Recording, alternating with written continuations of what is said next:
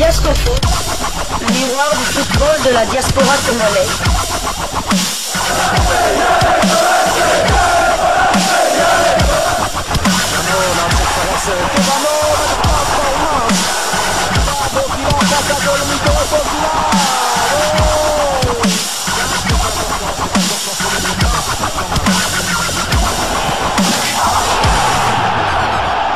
Diascofoot, le miroir du football de la diaspora congolaise.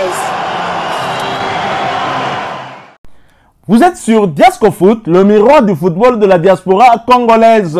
Diascofoot vous dit bonjour, tout le plaisir est pour nous de vous retrouver, mais surtout de savoir que vous êtes nombreux en train de suivre votre chaîne YouTube dédiée uniquement aux footballeurs de la diaspora congolaise. Diascofoot, le miroir du football de la diaspora congolaise. Alors, merci. Donc, nous enchaînons notre deuxième conférence de presse d'avant-match Sénégal-RDC, comptant pour la troisième journée des éliminatoires de la Coupe du Monde 2026. Et justement, nous sommes avec le sélectionneur de la RDC, M. De Sabre, qui va répondre à vos questions pendant une vingtaine de minutes. La première question, bon, je la pose. De Sabre, à 24 heures de ce match si important contre le Sénégal, que peut-on retenir de l'équipe, hein, votre état d'esprit, la préparation entre autres? Bon, nous, la préparation, ça se passe bien, comme tout le monde, avec des dates de fin de mois de juin qui sont toujours des dates peu particulières, mais ça se passe bien. On est content de se retrouver. On ne s'était pas retrouvé en mars, donc on a beaucoup d'énergie ensemble. On est tranquillement. On a bien travaillé. On a préparé ces deux matchs avec beaucoup d'humilité et toujours en essayant de progresser. Merci. Bon, le micro est là, s'il vous plaît. Vous pouvez me le passer. Merci.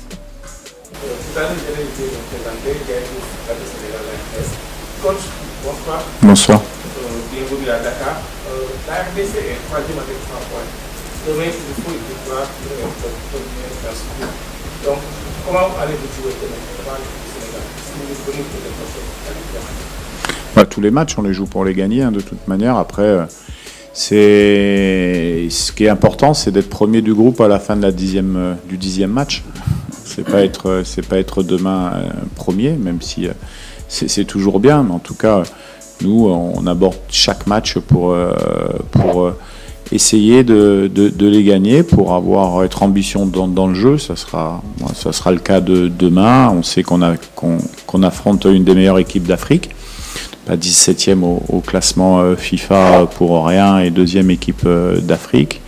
C'est des équipes qu'on respecte beaucoup. Nous, on pense qu'on a nos qualités aussi à faire valoir. On est sur une phase de progression. Donc, pour nous, c'est bien de jouer ce qui se fait de mieux en Afrique pour pouvoir montrer de quoi on est capable et puis s'étalonner contre ces belles équipes. Merci. Oui. Bonsoir, coach. Malansane du sport. Vous avez joué contre le Sénégal en 2019. Vous étiez sur le banc de l'Ouganda, match perdu 1-0. Et sur ce match-là, c'est Sadio Mané qui avait fait la passe décisive à Mbaïnian. Aujourd'hui, il n'est pas dans l'équipe. Avec quel état d'esprit vous allez préparer ce match avec l'absence de Sadio Mané, qui est une joueur de classe mondiale qui sera absent? Oui, après chaque équipe a ses problématiques. Nous, on essaye de se concentrer au maximum sur nos qualités et sur nos défauts avant de penser aux adversaires. Bien sûr qu'on connaît le Sénégal. Voilà. Après, nous, ce qui nous importe demain, c'est de faire un bon match.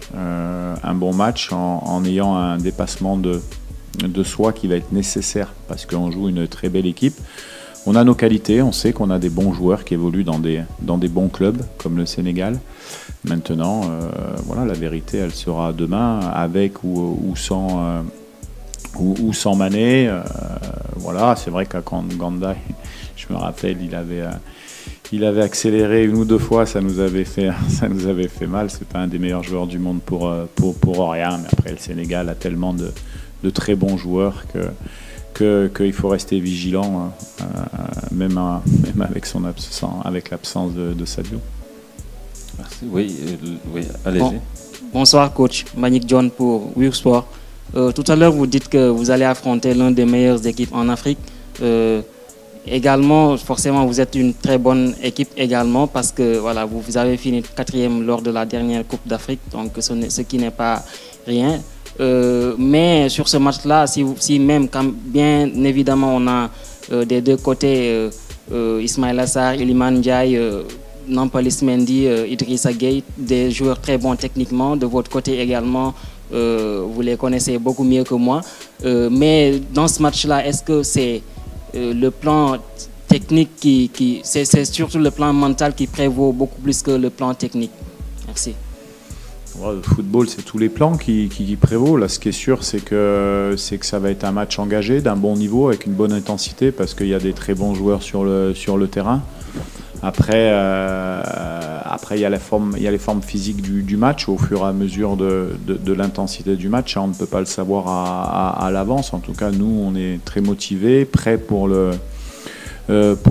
match de demain. Et puis après, le rapport de force, il va s'installer dès les premières minutes et on va voir. On a l'habitude de jouer des équipes qui sont soi-disant supérieurs à nous, comme le Maroc, comme l'Égypte, qu'on a joué récemment à la CAN, où on a su bien manœuvrer. Donc voilà, on s'attend à un match très intense contre une bonne équipe, mais nous, on va mettre un plan de jeu pour pouvoir faire valoir nos qualités, parce que nous avons des qualités fortes. Bonsoir coach, c'est Soda Cham de la Radio Futur Média RFM. Alors sur la liste que vous avez donc des 25 joueurs, on a vu 3 nouveaux, 3 novices on va le dire, si je ne m'abuse, et le retour de Timothy Fayulu. Est-ce à dire que vous en tant que sélectionneur, vous restez sur la continuité avec l'équipe que vous avez amenée lors de la dernière CAN demi-finaliste? Merci. Oui, on a quelques blessés également, hein. On a Cédric qui n'est pas avec nous, notre gardien également. Donc oui, quand on veut un peu de stabilité et surtout progresser dans le jeu, depuis un an, on a gagné 10 places au classement FIFA. Donc on est sur une phase de progression. Ça se fait avec un noyau. On a très peu les joueurs en sélection. Donc quand on arrive à cimenter des principes de jeu offensifs ou défensifs, il faut savoir être dans une certaine stabilité. Maintenant, on essaye toujours d'améliorer sur ce qu'on pense possible rapidement en faisant appel à de nouveaux joueurs. Vous l'avez cité, il y a Twezembe qui était formé à Manchester, qui joue à Ipswich. On a donc SND, qui est le 3e meilleur buteur du Portugal, qui nous rejoint. On a un jeune Noah Sadiki également, plus à 19 ans, on essaye d'anticiper aussi, de les voir, parce que c'est pas évident, mais bien sûr qu'on s'appuie sur ce qu'on sait faire, et demain il y aura pas de surprise de notre côté. Oui, une dernière question. Coach, je vais rebondir, excusez-moi. Sûrement, vous avez vu à la vidéo l'équipe nationale du Sénégal qui joue sur différents types d'organisations. Est-ce que vous avez eu le temps réellement d'avoir une idée sur cette équipe du Sénégal? Sur quoi peut-on s'attendre demain? Oui, mais bien sûr qu'on connaît bien les équipes, bien les joueurs, hein. Ça fait quand même pas mal de temps qu'on est dans le circuit. Après, ce qui est intéressant sur le Sénégal, c'est le fait de laisser un entraîneur travailler dans la durée. Ça permet aussi de mettre en place des principes de jeu. C'est le cas, parce qu'ils sont capables de défendre à 4, d'animer à 3, de passer en 3-4-3. Oui, on connaît leur mode de jeu. Après, entre les voir à la vidéo et ce qu'ils vont proposer demain, c'est les animations. Il faut voir la forme des joueurs dans l'animation. Il faut voir comme nous, on répond également à leur organisation. Nous aussi, et c'est là où c'était intéressant à la CAN pour nous. Du moment où on a commencé la préparation aux Émirats, on a fait 9 matchs. C'est-à-dire 2 matchs amicaux et 7 matchs de compétition. Et pour un entraîneur, ça nous permet effectivement d'avoir de plus en plus de certitude dans le jeu, d'avoir des schémas préférentiels qu'on peut mettre, d'avoir différentes idées qui font qu'aujourd'hui, c'est ancré. Et je pense qu'on peut répondre aujourd'hui tactiquement à plusieurs possibilités et également à mettre en difficulté des équipes qui sont sur des systèmes de jeu hybrides comme le Sénégal. Voilà, après, entre ce qu'on veut mettre en place et les idées qu'on a, en tout cas nous on est très solidaires, très soudés avec les joueurs, tout le monde va dans le même sens, donc c'est sûr que on sait qu'on est difficile à jouer. Après, j'allais dire que le meilleur l'emporte. Merci coach et merci à vous également. Nous vous invitons à suivre les 15 premières minutes de la séance de la RDC. Merci.